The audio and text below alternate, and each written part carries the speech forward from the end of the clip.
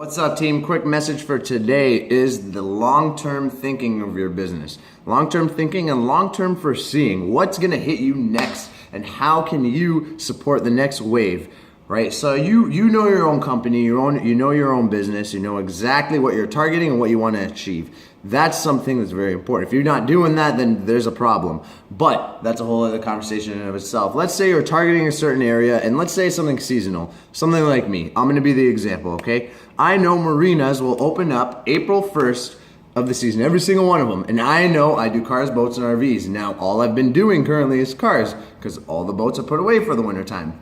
You could take that example and kind of gear it towards something that you're doing in your field. However, let me get to the point here.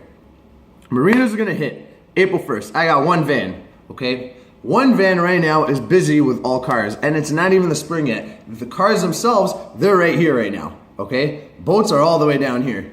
When spring hits, this is what's gonna happen. The demand is gonna go up this much for both. How's one van gonna support the two? I gotta foresee that, right? I can't say, all right, no, let me wait for it to happen, and then boom, let's execute. No. I'm not waiting for the disaster to show up. I'm not waiting for the demand to grow for me to make a decision on how I could support it. So I thought about it in advance, and that's what you should be doing in your business. I bought myself a second van. Simple. Now I'm building a second van. I'm training an employee. By the end of March, my employee is going to be able to sustain one van, and my second van will be for me, and I'm going to be able to hire two people. That way my one employee could train that one person, the new employee, and I could train the other. Simply put, that's my strategy. Now, people, when I presented this to a few friends, got some thoughts from people. I'm saying I want to get a second van because I know the demand is going to go up in boats, and I don't want to sacrifice the demand of cars right now. I don't want to. This is boats. This is cars. I don't want to sacrifice this. I want them both. I want them both because on my van it says cars, boats, and RVs. So I better stick to what I am doing. Simple.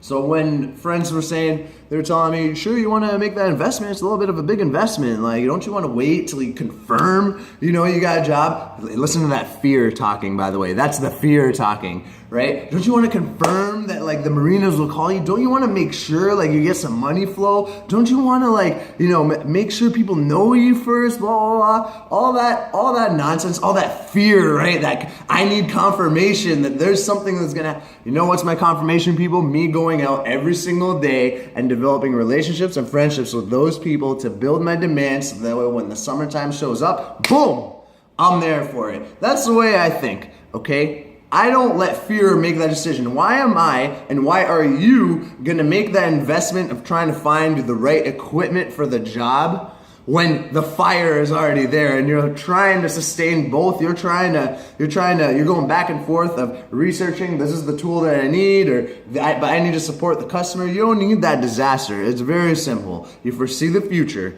You know the work you put in every day. You know the results you're gonna get. If you don't know that as an entrepreneur, you really are struggling with your business. You need to know what you're targeting every single day, that eventually that day will come for that market that you want to hit. It will come. So don't be afraid of that. Make that investment well in advance. So I bought a van. I'm preparing my van. I'm preparing my employee with 0 boats in the picture, by the way.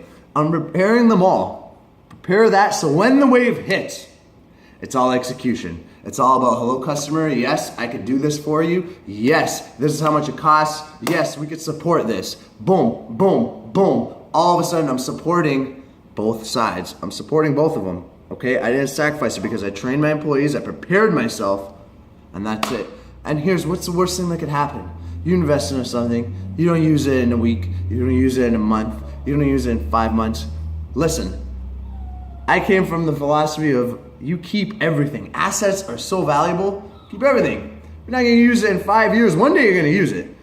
I tell my dad, this is hilarious, my dad's the type of guy, he holds on to something he sees value in it. One day, he comes to me on numerous occasions, he's like, I've been holding on to this for 10 years and now the day has come for me to use it. Look how valuable it is now. We would have suffered today, but nope, I knew one day I'm gonna use this, bang. It's that kind of a philosophy, right? So consider it that way. That's a simple message for you guys today. Foresee the future.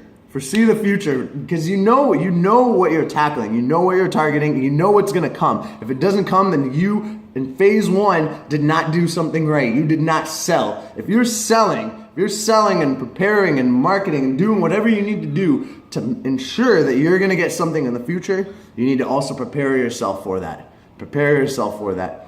I'm not saying you can't fight the fire later on, but I'm saying you'll be a lot less stressed out when you get to foresee the future and invest in those assets, those equipment, those people that will get the job done in the future. And do not sacrifice one market for the next if you're tackling two.